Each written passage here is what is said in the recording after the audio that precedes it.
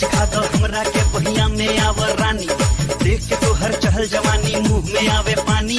तनी चिखा दो हमरा के बहिया में आवर रानी, मन करेला की करी हम तोहार पुनिया। काहे लाला चला लहरी छला एहो नहीं तोहर